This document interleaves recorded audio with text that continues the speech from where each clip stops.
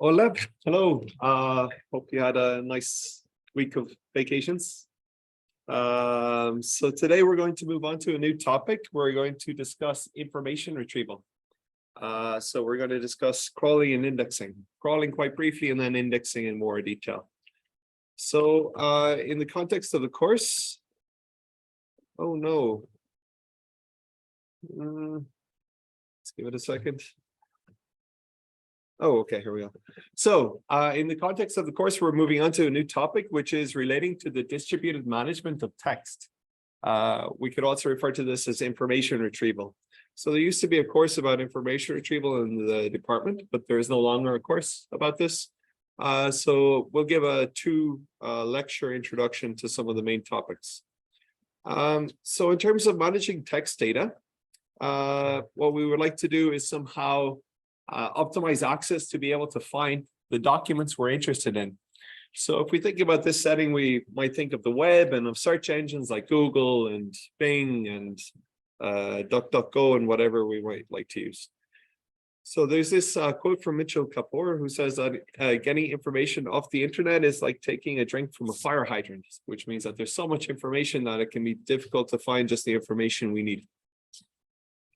So if we didn't have search, we would be facing a situation similar to the Library of Babel, La Biblioteca de Babel, I suppose, by Borges, which is a short story which describes this library, which has all the books with 25 unique characters, 80 characters per line, 40 lines per page, 410 pages. So each book is about 1.3 million characters. And we would have, if we assume 25 unique characters, 25 to the power of 1.3 million books, right? So this library is considered to be very interesting because it will contain any book imaginable. So you would contain the book that would have all of the answers to all of the labs of this course, to maybe all of the exams you have to do. You would have the cures for cancer if they existed, the proof for P equals MP, whatever you might imagine could be written in this space. As well as a book with the location of all the useful books. So you could, if you were lucky, happen upon the book that gave you told you where all the interesting books you might like to find are. The point here is that this library has no information. It's essentially a blank book, right? Because if we have full information, we have no information, right? Because we can't actually access the information we need. So if we were to generate this library, which would be completely impossible, there are like 10 to the 80 atoms in the universe. So we're never going to get to 25 to the 1 million books. But if we could, then we would have a complete lack of information because it's like imagining a blank book where we fill in all the possible random strings or all of the permutations of strings. Yeah. So all information equals zero information. So when we think of the web, if we didn't have search engines, we could say that the web would be like zero information. There's so much information out there that we can never possibly find what we would hope to look for, right? So Google then is this book that indexes the library. Without Google, we would have no information on the web, right? Because we can never find what we're looking for. So in terms of finding what we're looking for, we can refer to this as search, web search or web retrieval, or information retrieval, okay? So in terms of building Google, we saw that there are three main aspects that we could consider, as well as the ... which contains a whole range of other things that need to be implemented. But in terms of Google's core web search, we have these three main functions, which are crawling, indexing, and ranking. Today, we're going to talk about crawling briefly first. Then we're going to discuss in more detail indexing. And then next week, we're going to discuss ranking. We're going to discuss how Google decides which results are most relevant or not for a page, right? So obviously, in the case of crawling and indexing, we have to deal with massive amounts of data, right? So we're going to need multiple machines, which ties in with our distributed processing thus far. So we're going to be focused on how to, first of all, crawl, but then how to index massive amounts of textual data on multiple machines. So any questions? Okay. So crawling. How does Google know about the web? How does Google index the web? How does it get access to the web? And the answer is through crawling. Right, so we have this thing called the Google bot, which attempts to download the internet as quickly as possible and to download it multiple times to get fresh data. So how does Google download the web? How does this crawling take place? So we'll start usually with a function which accepts a list of seed URLs. This is a list of URLs to get the crawl started. Yeah. So we can take that from a previous crawl, or we can maybe collect a bunch of URLs from our friends, or however we want to do that. Then we want to define that as our frontier. What is our frontier? It's essentially the list of URLs that we're going to crawl, that we have yet to crawl. Yeah. So we're going to do a round-based crawling. So in the first round, our frontier are all of the URLs that we defined as our seed URLs. So while our frontier is not empty, while there are some URLs left to crawl, we're going to define a new list, which will be a frontier for the next round, right? So we're going to define the things that we're going to crawl in the next iteration. So for each URL in the frontier of the current iteration, we're going to download the page. We're going to add to the frontier for the next round all of the URLs that we've extracted from that page. And then we're going to store the page.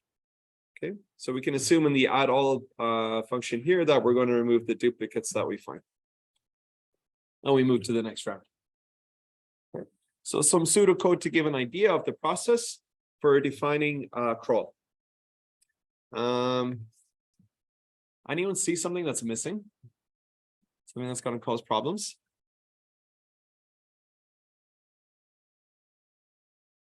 So we start with this list of seed URLs. While the current list of URLs we're crawling is not empty, we're going to create a new list for the next round. For each URL in the current round, we download the page, we extract the URLs and add it to the frontier for the next round, and then we store it. Anyone see something that might be missing?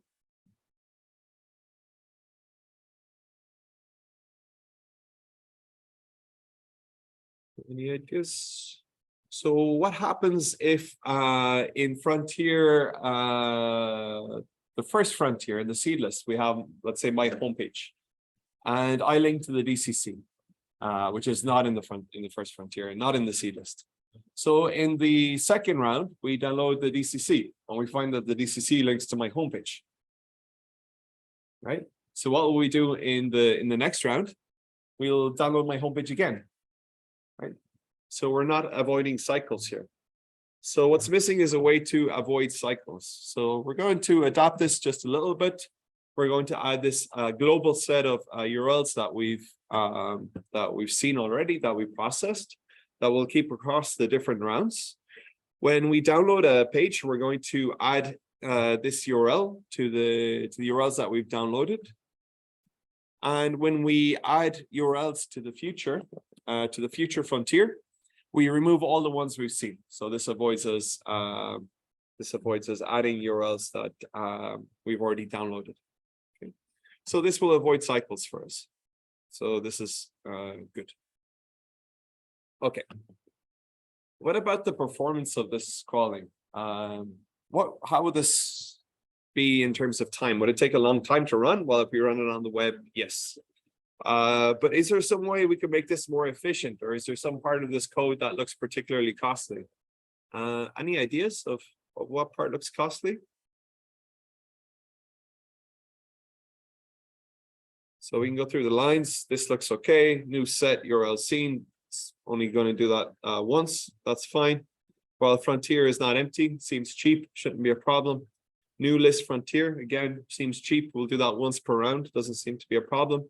For URL and frontier, for every URL, now we're in the inner loop. Page equals download page. Will that be fast? Well, when we think about downloading pages, we have to use the network. And this will, as we saw, not just the local network, but also the web. So this could have associated quite a high cost. URL scene.add could also have a cost, but in general, it should the bottleneck here would be downloading the pages. Yeah. So what could we do to maybe optimize this? Okay, so first of all, we'll look at the cost of downloading a page.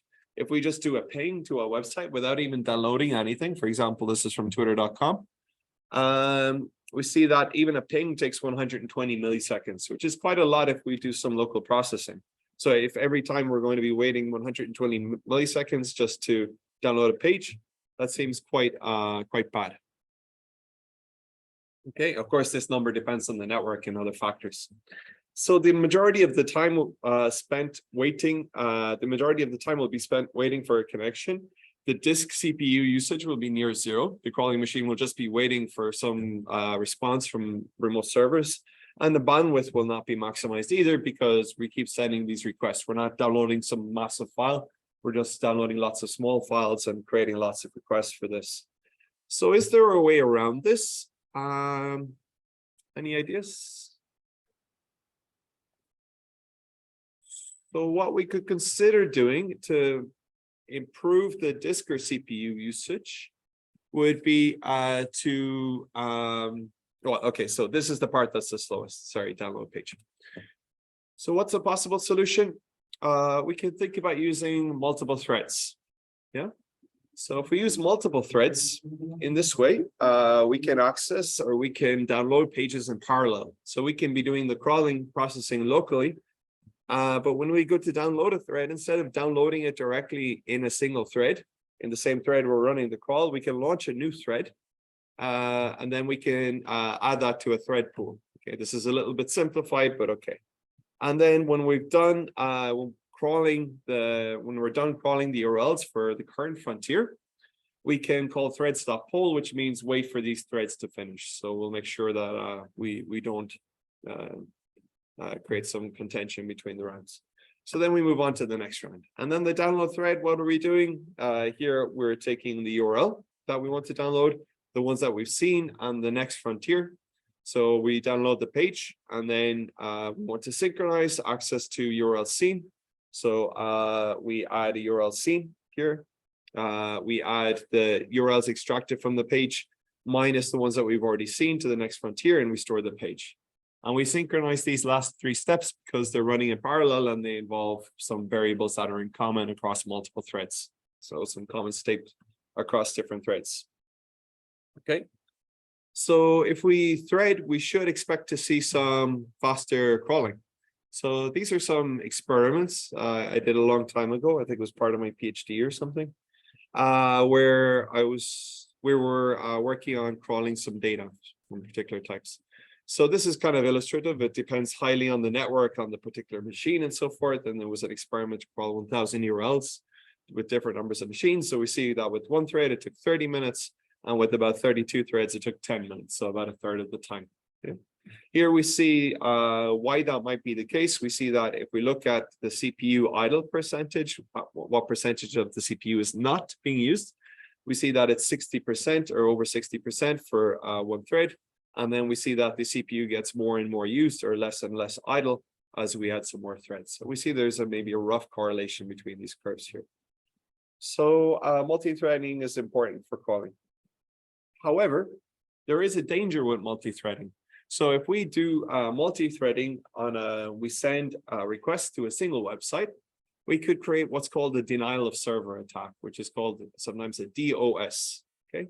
So from one machine, it's called a denial of server attack, but it would be difficult to take down a large website using a single machine. What's more common for these sorts of attacks is a distributed denial of server attack, which is a DDoS attack. So this low orbit ion cannon has been used as part of different hacktivisms. So basically people who take exception to a certain organization or group can attack their website. If we get multiple people involved, maybe via social media or something, then this can cause a distributed denial of server attack. So basically the idea here is we can put in the website, we can put in how fast or slow we want to send the petitions, and then we can click on I'm in charge of my laser, and then we'll start sending lots and lots of requests to that website. Yeah. So this would be a DOS, and if we get multiple people involved, this would be a DDoS. So even in the case of crawling, we could accidentally do this. Some people do this intentionally. For example, Anonymous at one stage decided to target mastercard.com. link to this tool and told people to start a distributed denial of service attack against MasterCard because they stopped accepting donations for WikiLeaks. So this guy was one of the people involved, and very dramatic animation. He was in prison for 18 months because of this. So not something you want to do. This is somehow illegal. However, it's more likely your IP range will be banned. So this would happen often in our research institute where I was doing my master's and PhD, that people would try to crawl results from Google, a Google results page or whatever, and we would be banned from Google for a week, which nobody was very happy about in the institute, but yeah. So rather than being imprisoned, it's more likely that they're going to ban your IP range. So not just your IP, but also those maybe of your organization or your university or whatever it might be from the particular services involved, from the particular website or the particular set of websites. So we want to avoid denial of service attacks. So how do we do this? Actually, this is one of the trickier parts of crawling, but what we're going to kind of summarize here is that when we schedule the URLs, when we're crawling a frontier, we're going to try to schedule the URLs such that we maximize the amount of time between sending or crawling two URLs from the same website. So it's quite okay if we spread out or crawl across different websites and we interleave these. The problem is only when we start doing lots of petitions to the same website. Then we can get into this denial of service space, yeah, or risk of denial of service. So here we schedule. So we try to somehow maximize the gap between requests to one site. If we have enough sites, this shouldn't be a problem. We can still crawl at full capacity and we won't get close to a denial of service. However, if we have very few websites or only just one website, we may need to delay here the crawls to that website. Okay. So, any questions about that? Okay. So also to help us do some crawling, we have some policies that you may want to use. So you may be involved in a project where you want to do scraping or web scraping, or you want to crawl some data. We can talk about some tools you could use for that in a second. However, you should be careful to revise the robots exclusion protocol for that site.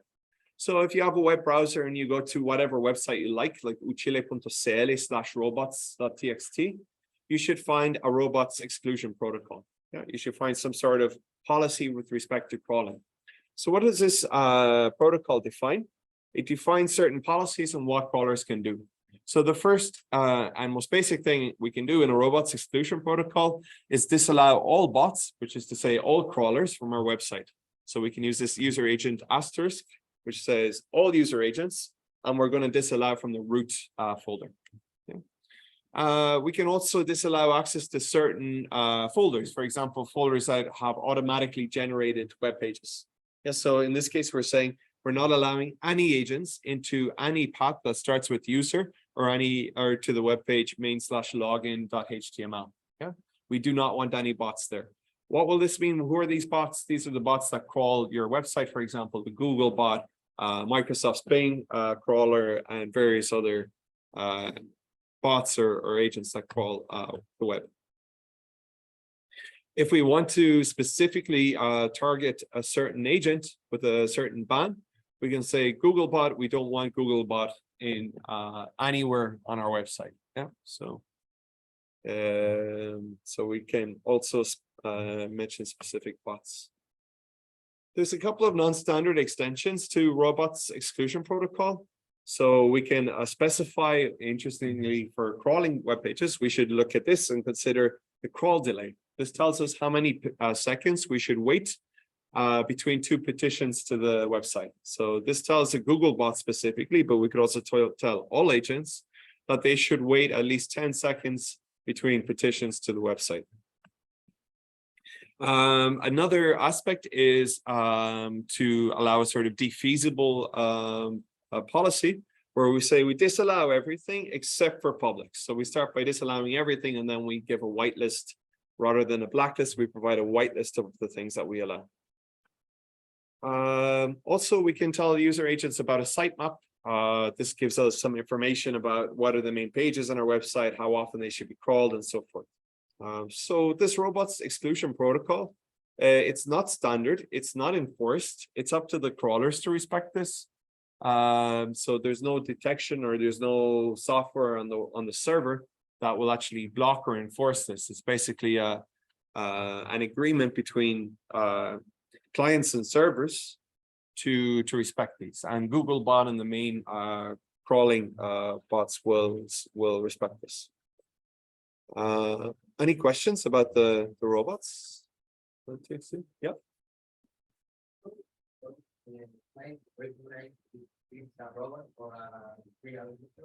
Yep. So it's a good question. So when you send a HTTP, so the question is, how would the website recognize if it's a bot or a real user? So the short answer is it cannot really. It can, but not. There's no one way to do it. However, when you send a HTTP request, you will often send information like your user agent. It might contain information about your browser, what kind of thing you're running. So the larger crawlers will specify always a user agent when they visit a website. So they'll say, hey, I'm Googlebot. I'm going to request this page and that page and the other page. So you can identify those. And it is a very good practice to define a unique user agent and hopefully some contact information if you're running a large crawler, if you're running something that's going to be accessing a lot of websites. So in general, however, there are some agents that will try to spoof or will try to create HTTP headers that look like they come from browsers, from typical browsers, and they'll try to avoid being detected as bots. So in that case, basically the website would need to either do something like a I'm not a robot type of dialogue to make sure it's human traffic, or they could try to detect spurious traffic coming from a particular IP or an IP range and try to detect that there's just way too much traffic coming from this. So typically human traffic tends to be slower. So if the agent is honest, you can use the user agent to detect if it's one of the bigger bots or not. Otherwise, you can maybe use the traffic. And finally, if you want to be very sure, you have an CAPTCHA, I'm not a robot, some sort of human verification. Any other questions about that? Maybe in Zoom? Okay. So one of the main aspects of this course is the use of multiple machines to deal with massive amounts of data.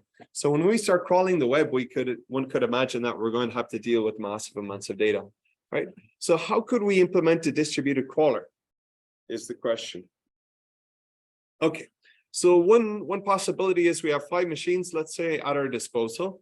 We have a seed URL list of 1,000 URLs. Yeah. We could divide those 1,000 URLs into chunks of 200 and put 200 URLs on each of the 5 machines. Yeah. Would that be a good idea? So we put 200 URLs on each of the machines, and then we let each machine crawl from those 200 seed URLs. Does it seem like a good idea? So probably not, because we would end up crawling the same documents on different machines if we have no coordination. Yeah. So eventually from those 200 URLs, we're going to start visiting the same pages as we expand further. Already in the first round, and more in the second round, and more in the third round. So we need to coordinate between the machines to make sure that we're not duplicating documents, we're not crawling the same documents, we're not falling into the same pages that we've already seen. So although the machines will give similar benefits to multi-threading, because we can now have multiple threads and multiple machines, we have increased parallelism. We need to be a little bit careful. So one way to do a crawl, a quite straightforward distributed crawl, is essentially to assign each URL to a particular machine based on, for example, a map function. Yeah. So the map function could be the URL and the number of times we've seen it. Why would the number of times we've seen a URL be interesting? We could maybe use that as a way to prioritize crawling a URL, because if we've seen it lots of times, we'd say maybe it's a more important link. We don't really need the count. Okay. So the main idea here is that each URL will be assigned to a particular machine and is responsible for downloading that URL, for registering that it has been seen, for extracting its URLs, and then those URLs get partitioned again using the same function. Yeah. So for a particular URL, that will always arrive to the same machine. So every machine can then keep track of the URL seen, which is 1/5 of the URL seen, and can download its respective URLs. So what will be the bottleneck as machines increase? So if we keep adding more and more and more machines, will our crawler get faster and faster and faster and faster? Or will it reach at what point will it reach a limit, and what will the limit be? So if we keep adding more and more and more and more and more and more machines, the problem will become if it's in a central, if it's a cluster, if it's local computing, will be the network. Yeah. So it's quite likely that the bandwidth will become a problem. If not the bandwidth, then it could be a problem with politeness delays, which means that we might actually be causing a DOS attack or a DDoS attack. At some stage, maybe even if we can increase the bandwidth as well, our machines will be more powerful than the web itself, and it will just take down the entire web just by trying to, just by being so powerful. Yeah. So bandwidth will probably be the first problem, and then the second problem will be not causing a denial of service of the web, or not pulling the web down. Okay. So if you need to do some crawling, there is various tools available. One of the most mature and longest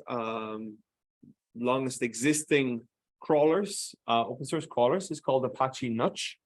So it's an open source crawling framework. It should implement a lot of the features we discussed, like multi-threading, also politeness delays, considering the robots exclusion protocol and so forth. And it's compatible with Hadoop. So yes, so much. Any questions or thoughts? So maybe just a very brief comment that sometimes people talk about scraping. Scraping is the parsing, or scraping. Scraping is the way of parsing data from websites. Yeah, it's where this idea of extracting from HTML pages some tables or some data that you can then process later. So crawling is different from scraping. Crawling is a prerequisite to scraping. Crawling is getting the raw content that you need, from which you can then scrape some data. Yeah? But sometimes people use these interchangeably, which is okay. Yeah. Any questions or that's okay? So that's a brief introduction to crawling. So we've implemented our crawler in our web search engine or Google or Bing or whatever. The next thing is we have a bunch of raw content of documents. And what we'd like to do is index the content of those documents, the text. So to index text documents, what we're going to use is something called an inverted index. I'll explain in a second why it's actually explained here. Why is it inverted? Why do we call it an inverted index? Because typically, if you're given a URL or an ID of a document, for example, a path on your local operating system, or a URL of a web page, that key maps to the words. So essentially, you take a file name, it maps to the document which contains the words, or you map to a URL, it contains the words of the web page. So we say this is inverted because now we're going to map from the words to the document ID. Yep. So we're mapping in the atypical direction.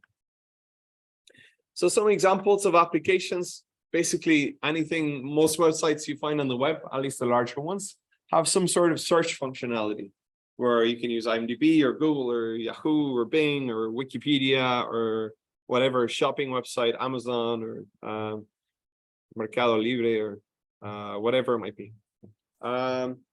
So many websites now offer the search function, and in some cases over millions of pages, as in the case of Wikipedia, or even up in the hundreds of billions of pages, as in the case of Google. Yeah, so massive collections of text, and we want to be able to find documents quickly that contain certain keywords. So I'm going to take an example of an inverted index where we have this English Wikipedia article called Fruitvale Station, and it contains the phrase Fruitvale Station is a 2013 American drama film written and directed by Ryan Coogler. So we're going to look at how to index this data. So we're going to use an inverted index where the idea is we have a term list and a posting list. So the term list basically gives us a list of words, and the posting list is a list of where they appear, where those words appear. Okay. So we're going to assume here, let me move this slightly, that this one here is the ID for this document. So basically all of the words that appear in this document should appear in this inverted index with the one. Yeah, so the American and by the directed drama. We see that all of these words appear here. We see that, for example, the word directed also appears in document 2, or drama appears in document 16, or what have you. So if we see American drama, and apologies to those who don't like using the word American to refer to the US in advance. American drama, so we can have and intersects posting lists. So what does this mean? Basically, it means we're looking for the documents that contain American and drama. Yeah. So how that works is we're going to take the posting list for American and we're going to take the posting list for drama, and we're going to intersect those posting lists, and that will give us the results that contain both words. Another semantics is to use or semantics, where we're going to look for words for documents that contain American or drama, in which case we take the union of posting lists. And a final, often more common, or another common type of semantics, I would say with and phrase are the most common, or is not super common. With phrase, the idea is we want to find documents that contain exactly American and drama. The problem is that with this inverted index that we have at the moment, we cannot do this. It's not possible because all we know is that this word is in this document. We don't know if they appear together or not. Okay.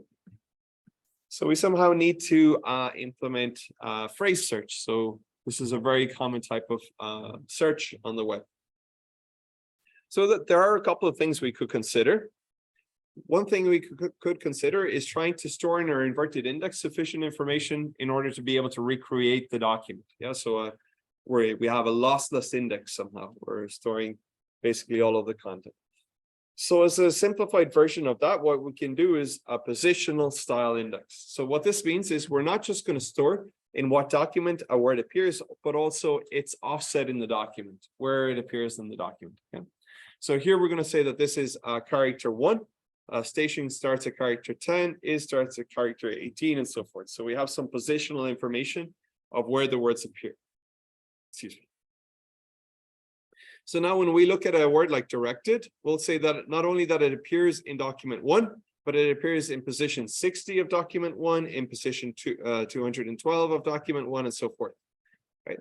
So we assume this document continues longer. And then we see, okay, it also appears in document 2 in these positions, document 5 in these positions, and so forth. So we've got the documents, and then for that document, we've got the list of positions in which it appears in that document. So this gives rise to some different flavors of inverted index. So we have a record level inverted index, which just takes care of mapping words to documents. And we have a word level inverted index, which also gives us positional information within those documents, which maps words to their positions in different documents. And there can be multiple positions for each document. So has anyone here taken natural language processing? Maybe? No? So another problem we want to overcome is how we deal with word normalization. So what this means is if we have here this query or this search for drama America, the problem is that based on what we've seen thus far, we're not going to get any results for this. We're not going to get any results for this search. Why not? Because America does not coincide, does not match with American. They are two different words. Whereas we would expect, especially using Google and what have you, that we should get a match on these words. So if this were an and semantics or a phrase or whatever, we're not going to get a hit because American and America are considered to be two different words thus far. How can we solve this problem? There are a couple of options. The first option is to normalize words by applying stemming. So every word has, in some sense, some sort of stem, and we can use some generic rules to find them. Yeah. So this often will mean cutting off some parts of the letters at the end, the things that make them plural, the conjugations of the word, the whatever type of like converting a noun into an adjective. So we're going to try to cut these suffixes off to get to a stem. So we can convert all of this maybe with some case normalization as well to America. Actually, probably the last A would not appear either. Okay. So this is kind of we have some generic rules for what letters to remove in what cases. But it's kind of a, let's say, a not so advanced method for normalization. So lemmatization is a little bit more advanced. It has some knowledge of the word. So even if the root of the word changes, then you can still get back to the base word. So the lemma is somehow the base word of all the forms that there are. So also in Spanish, you can imagine similar examples, especially with conjugations where you have, I don't know, cabe, quepa. So these would be, they have completely different prefixes, but with lemmatization, you would be able to recognize that these have the same lemma. Or soy, es, and so forth. So another type of normalization that can be also used, for example, on Google is synonym expansion. So in English, if you search for film or you search for movie, there's very little difference in the meaning between both words. So film is also used for the physical, like black tape that you can record movies on. But in general, film and movie can be considered as broadly being synonyms. So we can also use that. So in all cases, the normalization is language specific. The most simple is stemming. We just need some rules for how to where to cut off the end of words. We can even, like within Latin languages, we can maybe have some generic rules. But lemmatization is more complex than synonym expansion as well. It requires an increasing language knowledge of the language that we're normalizing. So we can also, or it's very important when we apply this, that we apply the same normalization for documents and for searches. Because if we apply a different normalization, then the results won't, will not match. Okay. Any questions or doubts? Normalization, sound okay? No? Okay. So we look at space. So we have these two different levels of inverted index. We have a record level inverted index, and we have a word level inverted index. So what would the space be in the record level inverted index? So let's say we have n words. So that's n. So we must have n posting lists. So actually, we don't care about n. What we care about is the number of elements in the posting list. Yeah. So what is how many elements will we have in the posting list? What will it correspond to?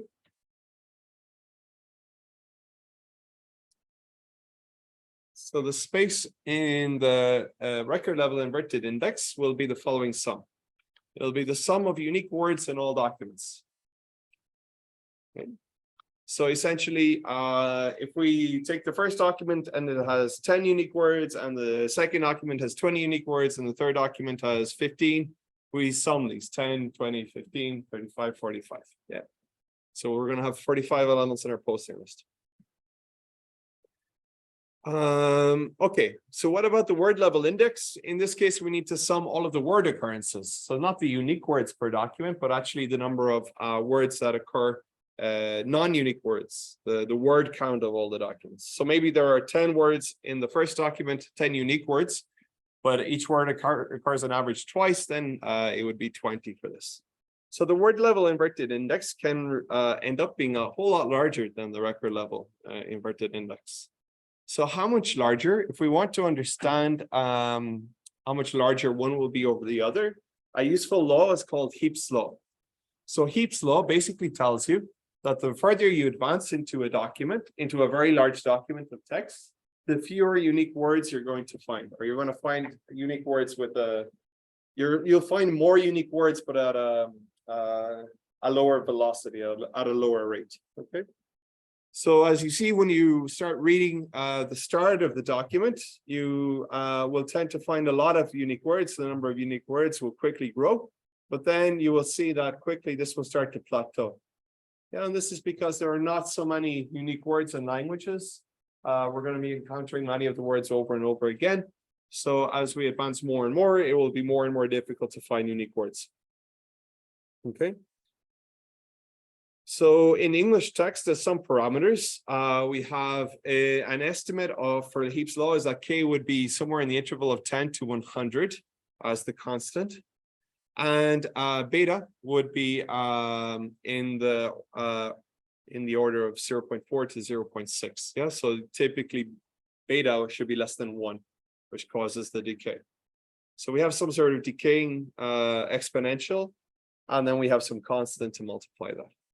So if we take some value here, we could say that U 600,000. So this is 600. We've read 600,000 non-unique words in our text. Maybe it's a dump of Wikipedia or something. Is roughly equal to 10 times 600,000 to the 0.5, the square root of 600,000, which gives us a value of 7,740, and that's roughly where we are here. Yeah. So somehow this point at least seems to satisfy a certain value here. Okay. So what does this mean for space? If we take into account Heaps' law, what it means is that you could maybe intuit this as well. You could figure this out intuitively. But what it means is that we have this relation between these two values here, UD for a document and WD, the unique words of a document and the number of overall words in a document. So what we can assume is that if we have many very small documents, that a record level index will approximate in size the word level index. However, if we have some large documents, then the space requirements for both can start to deviate more widely. So the larger the documents overall, the larger the word level index will be with respect to the record level index. If we have many small documents, the difference will not be so much. Okay. Any questions or doubts? All good? Okay. So in terms of inverted indexing, we have some notions of also probability, which is to say that it's more likely that certain words will occur more frequently. So in language, it's common to see many occurrences of few words and few occurrences of many words. So I think in Spanish, for example, they say that if you can learn 100 words, you can understand 50% of the word occurrences in a given document. Yeah. To formalize this a bit, there is this interesting law called Zipf's law. You may have heard of Zipf's law before in other contexts, no? So Zipf's law is sometimes applied to other settings. It's a type of power law. So Zipf's law states at the bottom, the most popular word in a language will occur twice as often as the second most popular word, thrice, or that means 3 times as often as the third most popular word, and generalizing n times as often as the nth most popular word. Yeah. So what this means is that if you look at English text, and this actually more or less corresponds, the most common word is the, and it appears that 77% of the word occurrences are the. Yeah. The second most common word is of, which accounts for 3.5% of the word occurrences. What does it mean? It means that the most popular word occurs twice as often as the second most popular word. And the third most popular word is and it accounts for 2.7% of the word occurrences in English. And therefore, the most common word appears roughly 3 times more than the third most popular word. Yeah. So we have this kind of strange law that kind of pops out of the frequency of usage of certain words. And Zipf's law is seen in other settings as well. So it gives rise to a certain distribution. So 135 words in English cover half of all occurrences. So this is not just for English. This is for pretty much any language. This is some analysis or some graph of log frequency to log rank, which means that somehow there's this relationship between the frequency, how many times a word appears, and where its position is in the rank of the most frequently occurring words. And we see that we have languages from Esperanto, German, Malay, Basque, Catalan, Galician, Belarusian, Slovene, Croatian, and so forth. So for Spanish, at the start, this gets a little bit, it's not as clean as in English. And the reason why that is because in Spanish, you have gendered articles. So you have el and la that tend to split some things and so forth. But in general, we see the trend. We see a clear trend here in all these languages. So what does this mean for inverted indexing? Why are we talking about Zipf's law? It means that we can expect very long posting lists for common words. Yeah. So we could expect extremely long posting lists for common words. So one solution to deal with this, where if we have to access the posting list for the word "the" on the web, which can contain millions upon millions upon millions of documents, all of the IDs of all the documents that contain the word "the," it could kill the performance of a search, right? So there's a couple of solutions to this. One is to perhaps implement stop words. For example, we can just remove the most common words because we can say that they really give us no information about anything, right? So we can just ignore these words. This kind of ruins a little bit our phrase search, but okay, makes search more efficient in general. We can think about implementing block addressing. So we can somehow find a trade-off between record level and word level indexing by defining blocks, which are maybe breaking down a large document into smaller document. So we have here our blocks, and now we're indexing not just within the document, not the exact position, but rather in which overall block it appears. Yeah. So this can help us to reduce the repetitions. If we have large blocks, then we're only storing each repetitive frequent word once, for example. So what's the effect on phrase search? Well, the effect is not great. If we have large blocks, we could still be okay for phrase search. For example, the phrase might be, we could break it down by paragraphs. If we can do a paragraph detection, we assume that phrases can't cross paragraphs then. If we have, why does it say small blocks okay and big blocks not okay? I think that's wrong. So it should be small blocks not okay and big blocks okay. So we can try to define the blocks maybe at a paragraph level or somewhere where the phrase search cannot cross. So this also helps with common words because we're going to reduce the number of common words to be found. Let me see. Small blocks okay, big blocks not okay. I guess, yeah. So the point is with small blocks, there's another factor to consider. That with small blocks, if we have repetitions are less likely, and therefore we're keeping more information about the positional nature. And also, we only know in what blocks they are in. We don't know in what position they're in. So if it's a smaller block, they're somehow more likely to be phrases. So actually, it's not so easy. Small blocks are sometimes okay, and big blocks are not okay because as a phrase, okay, if we have like 6 or 7 words, it's more likely that the words will form a phrase than if it's a very large block. So, okay, phrase search is not really so trivial here. So based on Zipf's law, we can expect long lists for common words, and we can also expect more queries with common words on the flip side. Yeah. So what does this mean? It means that essentially, if we can expect more words, some words to appear very frequently in documents, we can also expect them to appear very frequently in searches. So this gives rise to what's sometimes called a long tail of search. And this long tail idea has been applied to lots of different scenarios. Have you heard of the phrase long tail before? So it's used very frequently in all sorts of different settings. So if you get hired by, I don't know, some shopping website and they start talking about the long tail, what they mean are those products that are not frequently purchased. So there's a lot of products that are purchased very infrequently. So in the case of the long tail of search, for example, it means that There are some very generic searches that are very, very common, and there are some very specific searches that are very, very infrequent, but will tend to also return few results. So these very, very common searches will tend to have many searches and return many results. So an example of this would be relating to coffee. Okay, so if we want to search for coffee,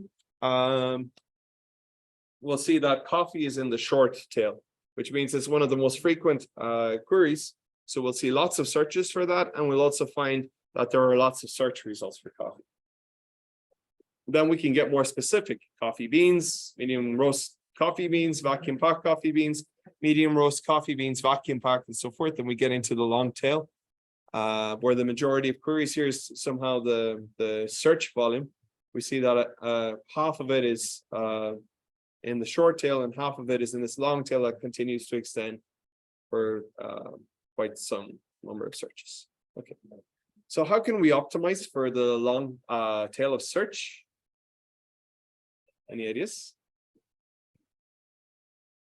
So in the case of coffee, we're going to get a lot of queries for coffee, and it's going to return a lot of results.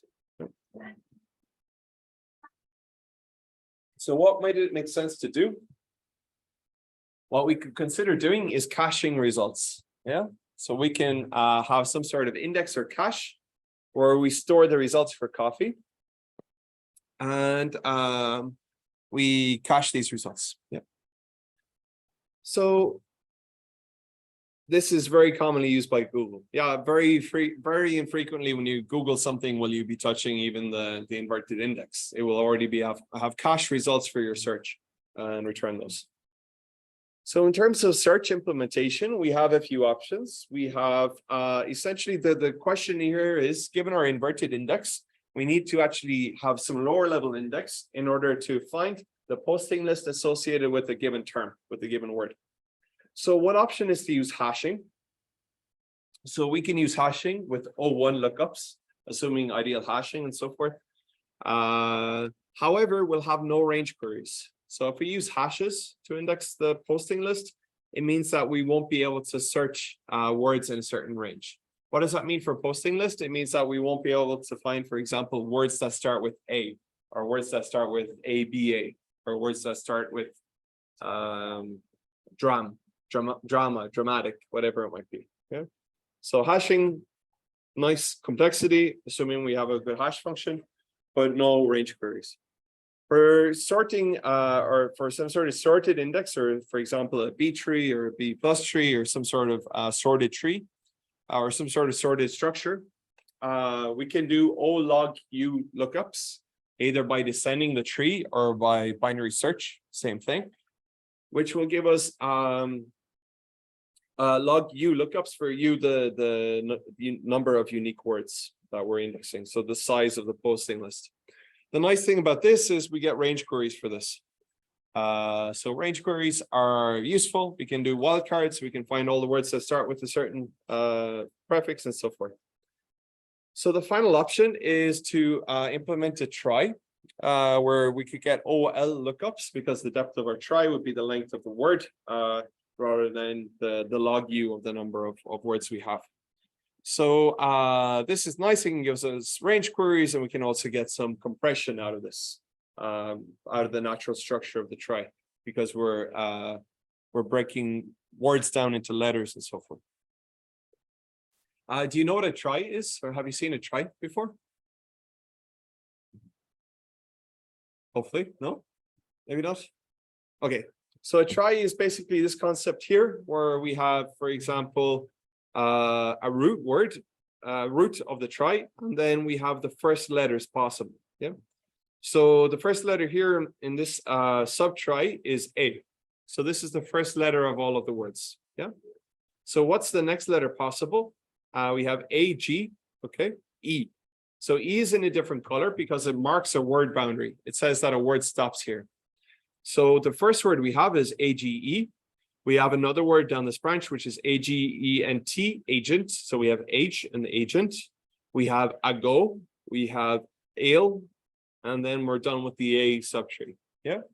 We go to the B subtree. We have BABY, baby, BACQ, KS, back, and backs. We have B, BE, and we have BED, bed. Yeah. So with this try, we've represented 1, 2, 3, 4, 5, 6, 7, 8, 9 words. Yeah. For each word, then we can give, for example, some pointers, or we can store a pointer to where the posting list for that word can be found. Yeah. So in terms of search, it depends on the length of the word. Yeah. If we assume that the alphabet is fixed. If we assume that the alphabet is fixed, then finding the right subtree to look into is constant time. Yeah.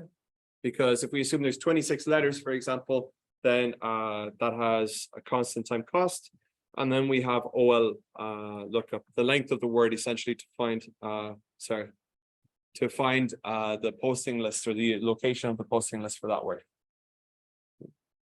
Had you seen tries before? Let's see if it's not. Okay. Okay, so that's a try. Any questions about tries? That makes sense? Okay. So in terms of memory sizes, we have that the term list will often be small. So it will often fit in memory with compression. And the posting list will tend to be larger. So it means that we'll have store these on disk, and we'll have some hot regions or cache. So what do I mean by hot regions? It means the posting lists for words that are accessed frequently during search. So the term list we can often fit in memory, again, because we don't have that many unique words. We saw this already in lab 1, where we did some word counts already in memory. And the posting lists will be much, much larger, which will be a function of not the number of words in the language, but the number of words per machine.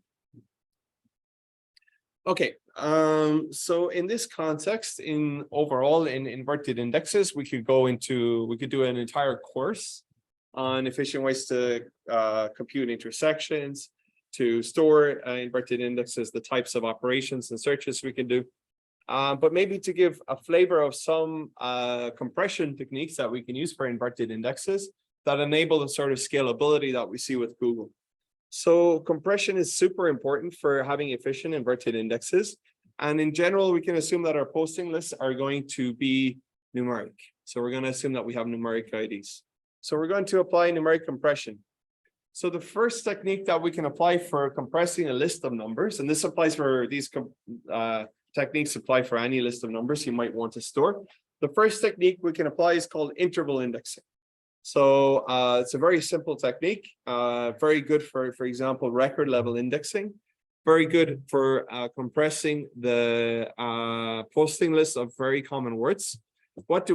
We take a posting list like this, 1, 2, 3, 4, 6, 7, and we convert it into a set of intervals like 1 to 4, 6 to 7. Yeah. So basically, we just encode a sequential run of numbers as an interval. We can even assign our document IDs in such a way that we try to get longer sequences or longer intervals for a given word. A second option is to run gap indexing, where we apply record level indexing, for example, could also be applied for block level indexing or what have you. So we have our country. Here we have our posting list 1, 3, 4, 8, 9. And what we do for gap indexing is we take the difference between them. So we start with our base number, which is 1. And then the gap between 1 and 3 is 2. So we index our next value as 2. Then the gap between 3 and 4 is 1. So we take 1 and so forth. So this is called gap indexing. If we want to decompress this list, we take the first value and we take a running sum thereafter. So 1 plus 2 is 3, plus 1 is 4, plus 4 is 8, plus 1 is 9. I said that we're compressing, but it's hard to see where the compression is here, right? Because we have 1, 3, 4, 8, 9, and we have 1, 2, 1, 4, 1. So we have 5 numbers uncompressed and we have 5 numbers compressed. So what's the benefit of this gap indexing? Why is it useful? Any ideas?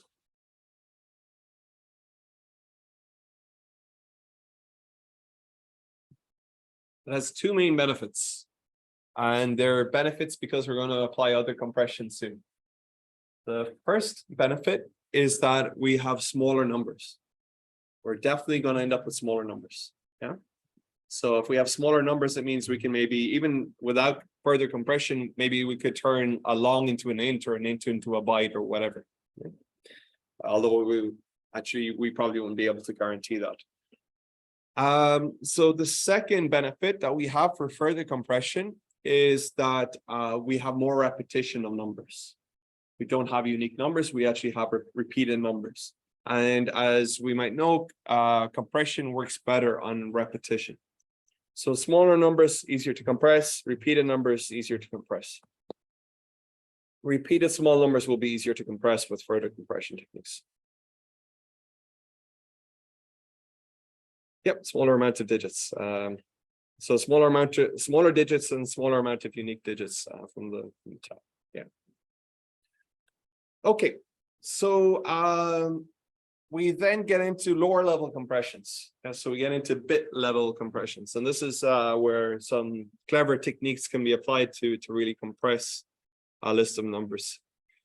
So one of the issues is that we don't want to we have to assign maybe somehow, do we want an int, do we want a long, how many bits, how many bytes do we want for numeric IDs?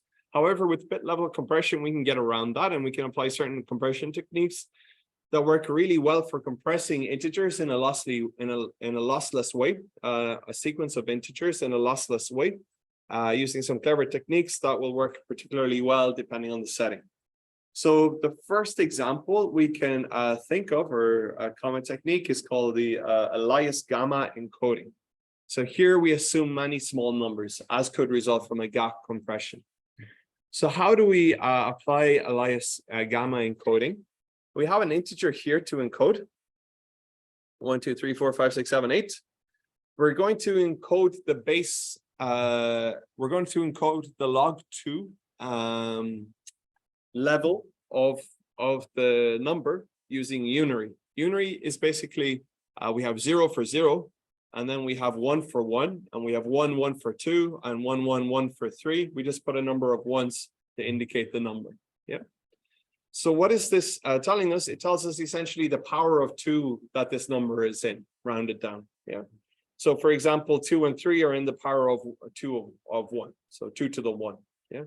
When we move to 4, we're in the power of 2 moves to 2. Yeah. So we have 4, 5, 6, and 7 are all in the second power of 2. 8 starts the third power of 2. Yeah. So here we see for 2 and 3, we have in unary 1. Yeah, 2 to the 1. Here we have 2 to the 2 for 3, 4, 5. For 4, 5, 6, 7. We have unary 2 to indicate the second power of 2, and then we have 3 in unary to indicate the third power of 2, and so forth. When we have unary, we have no other choice but to end the unary number with a 0. So the next thing we have after we indicate the power of 2 is the 0. And finally, we have the remainder in binary of the number. So we need to say, for example, that 4 in this power of 2 has a remainder of 0. Yeah, it's exactly that power of 2. We need to say that 5 has a remainder of 1 in binary. 6 has a remainder of 2, and 7 has a remainder of 3. And we can do this in binary because we know that we can encode the remainder within this number of bits, within 2 bits. Yeah. So the number of bits we need here is equal to the power of 2 that we have. Does that make sense? So here we have our final Elias code. So for 1, we can also start at 0. It's arbitrary, or we can subtract it. We can subtract whatever number we want from the final thing if we want to keep negative numbers, although that might not be such a good idea because we assume many small numbers. But okay. So here we have our final Elias gamma code. Yeah. So we get our final results here. So what do? To decompress, we read the unary number. Yeah. So there's 2 1s here. So we know that this is in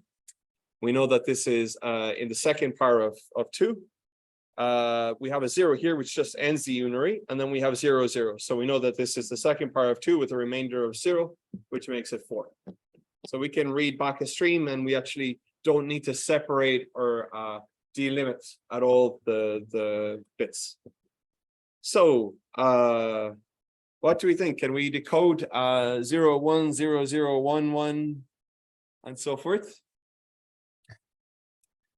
So what would the first number be? So we're just given a stream of bits like that. There's no separation. We're not told this is this number, this is that number, but we should be able to decode a sequence of integers here. So the very first number here should be, based on this table here, should be 1. Yeah. Okay. What would the second number be? Now we're getting a little bit tougher. So we're here currently. 1, 0, 0. So 1, 0, 0 would be 2. Yeah.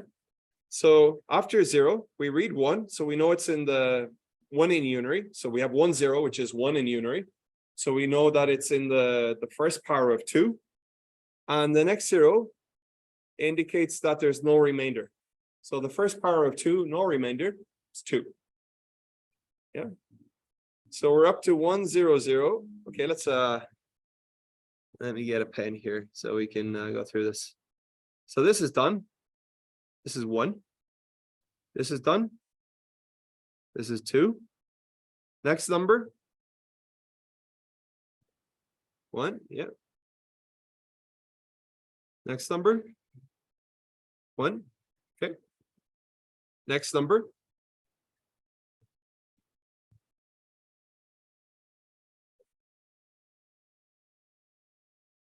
So we have 1, 1, which means the second power.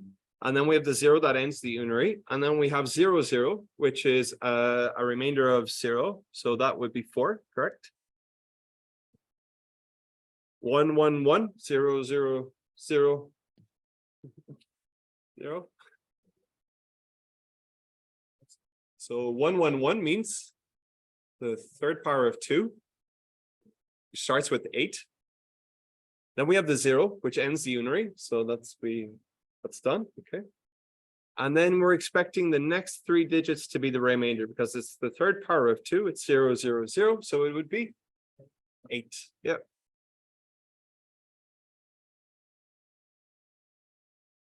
And then we have 1, 1, 0, 0, 1.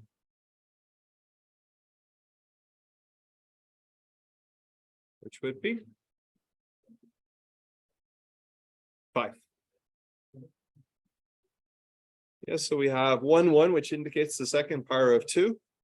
The 0, which ends our unary number. And then we have a remainder of 1. Second power of 2, remainder of 1, 5. Yeah.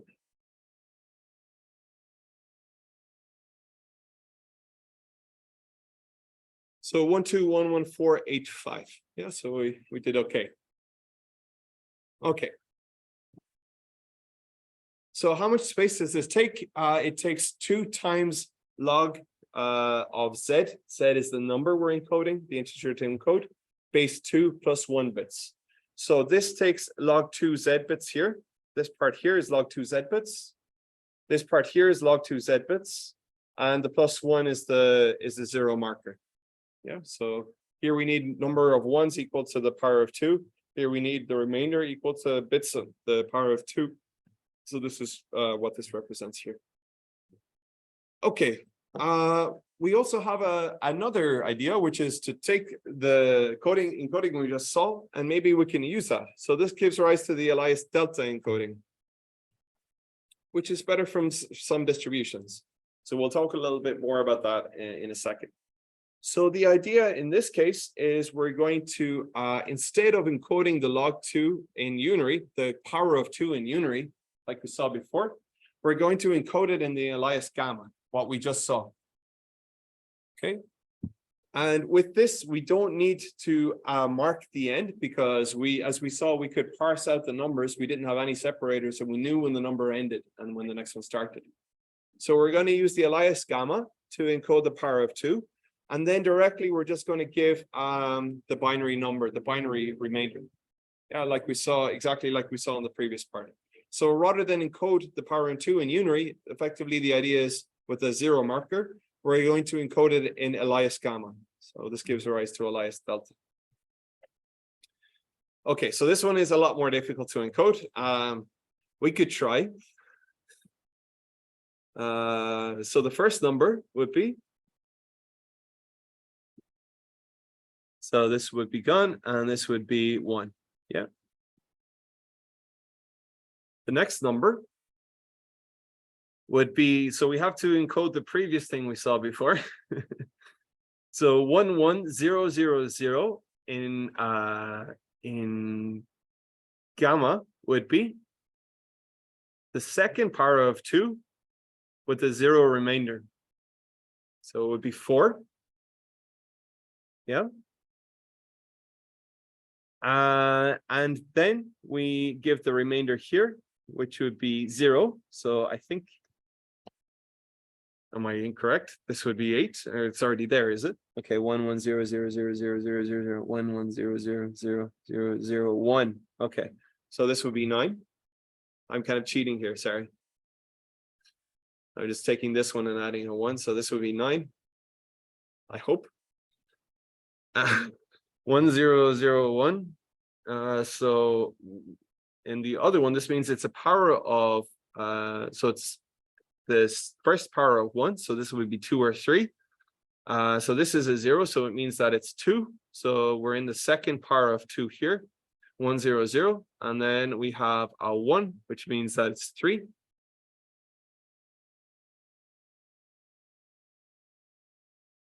Then we have 0, which is 1.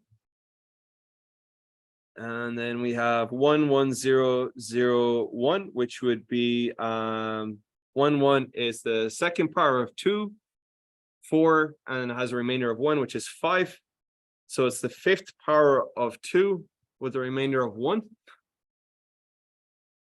17.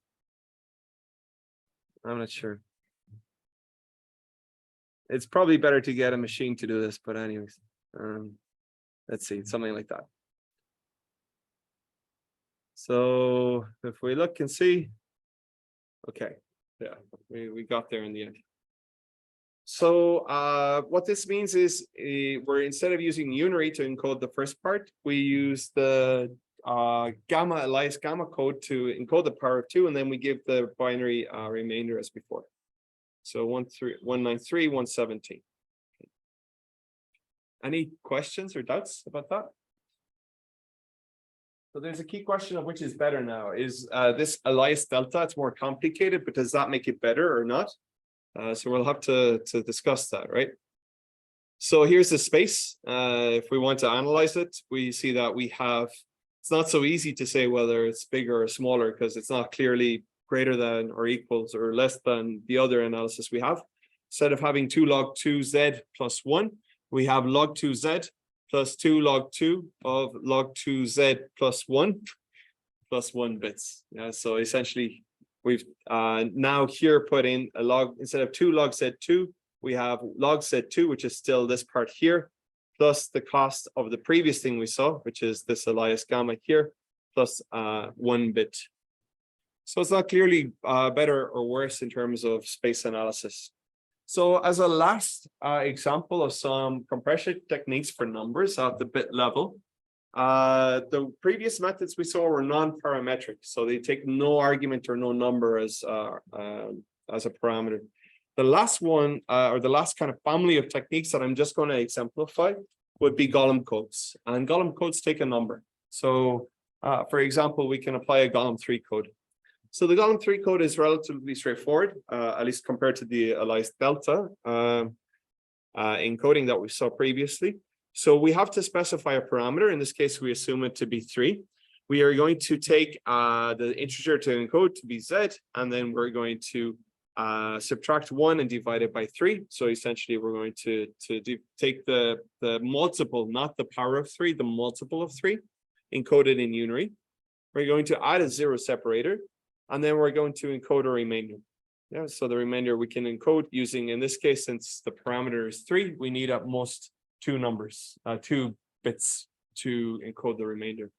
So we can do it for 0, we can just put a 0, and then we can use 1 0 and 1 1 here to encode the remainder of 3. And here is our final Golomb code.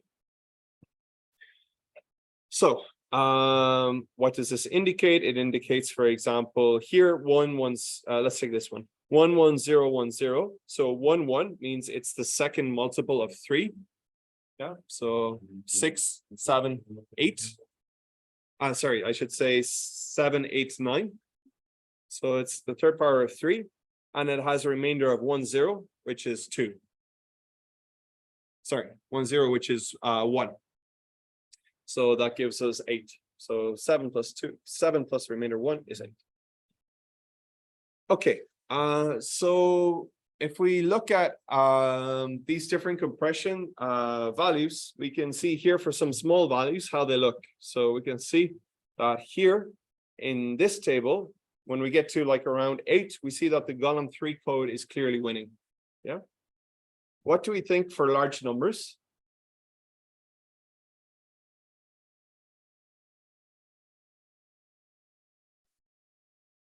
So column 3 seems to be doing pretty well here for these small numbers. However, for larger values, we see that, okay, column 3 is getting a bit crazy. So column 3, what multiple of 3 is 100, for example, it's 33. So this means encoding 33 in unary, 33 once. Yeah. So somehow the number of bits that we're going to encode in column 3 would be proportional to how many times 3 divides it, which is not very good at all in general. For the Elias gamma code, we see that it's quite long, but not, it's not as long as the column 3 code. And we see the delta code is starting to become more efficient than the gamma code for larger values. And as we can continue, we should see that. Yeah, so the delta code should be better. Any questions or doubts about that?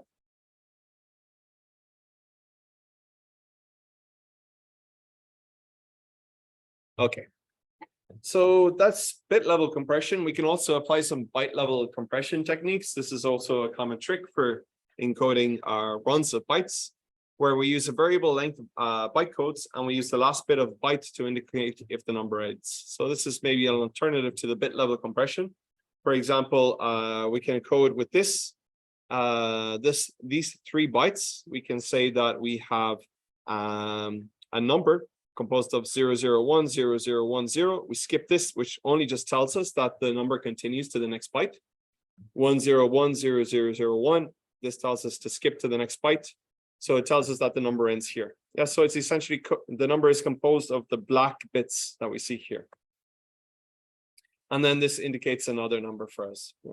So we lose a bit out of every byte, but this way we don't have to choose if it's an integer or a byte along what it is. We can adaptively choose the number of bytes that we need just to encode that. Well, I shouldn't say bytes because we only have 7 bits, but small bytes that we need to encode the number. Yeah, so this is useful if we mostly have small numbers, but we might occasionally have a large number. If we know that we have, for example, gap level encoding, we could use this byte level compression technique to handle that. So we have 18, 81. I'm sorry, I did it the other way around. I said here 0. I mean, it obviously doesn't matter, but I said 0 was to continue. Here I'm assuming that 0 ends the number. So this would be 18 from this binary. This would be 81 from this binary. And the 1 here actually indicates that the number continues into the second part. So this would be 274. Okay, some other optimizations that are often used in inverted indexes are top-doc type optimizations, where the goal is when Google gives you results, it doesn't return you all 25 billion results for a certain search. It only returns you the top 10. So there's lots of optimizations that can be applied to ensure that somehow the top K results can be returned efficiently. Selectivity, so this means if we want to do an and we want to do an intersection, that we can try to start from the posting list of the more rare word rather than starting from the posting list that has a massive number of results. Charting to distribute over multiple machines and so forth. So this is extremely scalable and efficient when engineered correctly.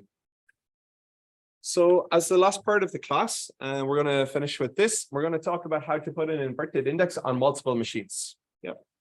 So we have 4 machines in this case, and we have a term list and we have a posting list. And the question is, how can we leverage the 4 machines to distribute the inverted index?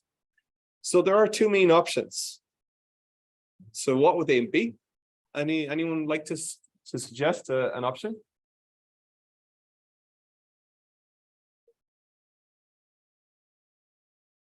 So the first option is to distribute by document. So we could just send different documents to different machines, which would be essentially distributing by posting list.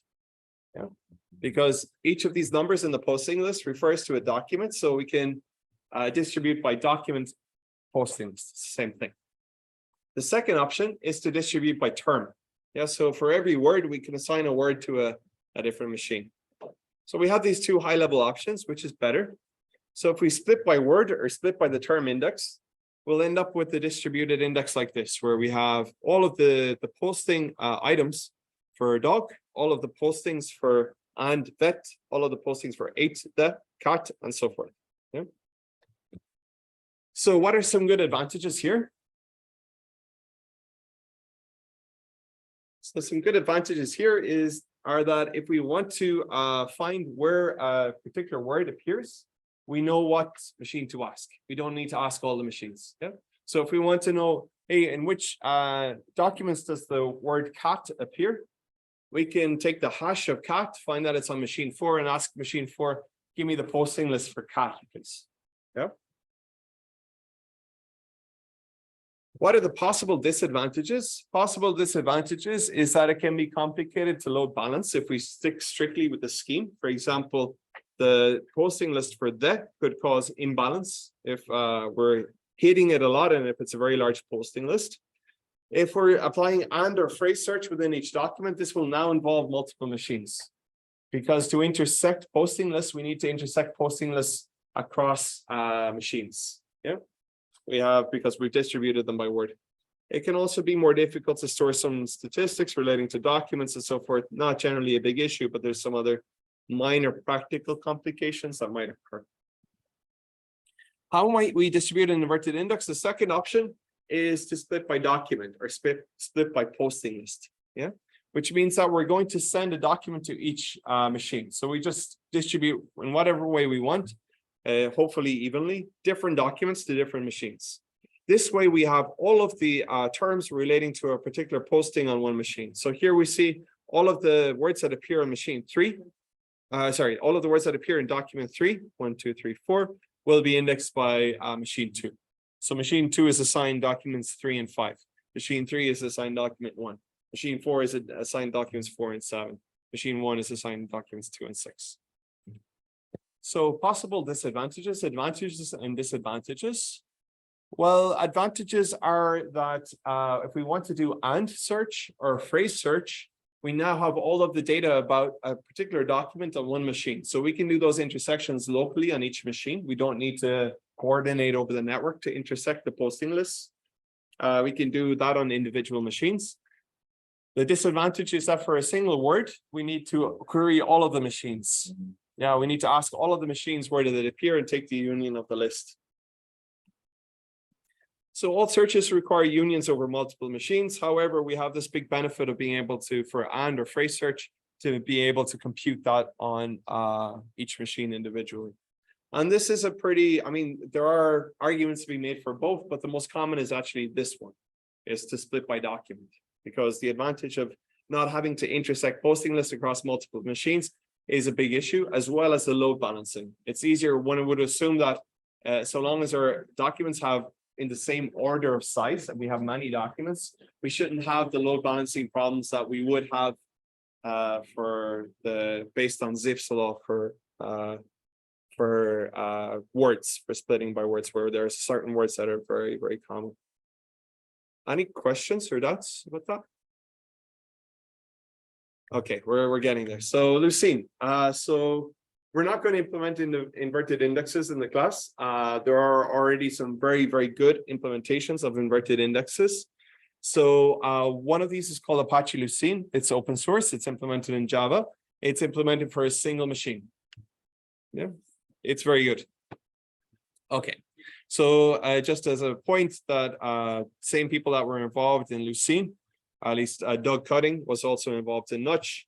And these people were also involved in Hadoop. So they have a lot of, created a lot of very widely used tools. The Hadoop is Doug's daughter's elephant. That's why Hadoop is called Hadoop, because his daughter had an elephant called Hadoop and he liked the name. So that's why we talk about Hadoop. So what if we want to distribute Lucene on multiple machines? Well, there's maybe one or two options. There's Apache Solr, which is an inverted index based on Lucene, but offers some higher level APIs and interfaces. It's a little bit higher level than Lucene. And it also has added recently some distribution by document, although it wasn't designed primarily for that. Another option is something called Elasticsearch. I don't know if anyone here has used Elasticsearch or play with Elasticsearch or heard of it, but it's an inverted index. It's also based on Apache Lucene, has also higher level interfaces and richer features, and it also implements sharding with distribution by document. We're going to see Elasticsearch in the lab. So it's our first NoSQL system. It's worth mentioning that these NoSQL systems, in many cases, have fewer years of development. So there have been, leaks and breaches and all sorts of stuff relating to these NoSQL systems. So if you're going to be using NoSQL systems, just be a little bit careful about what you're doing and what you're indexing. Okay, so in the lab on Wednesday, we're going to be using the Elasticsearch to index a bunch of documents to do search. We're going to be indexing parts of Wikipedia for that. So we'll see these techniques in practice.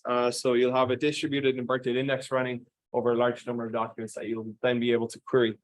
Any questions or thoughts? Oh. If not, see you on Wednesday. Any questions in Zoom? Oh, all good. Okay. So see you guys on Wednesday. Okay.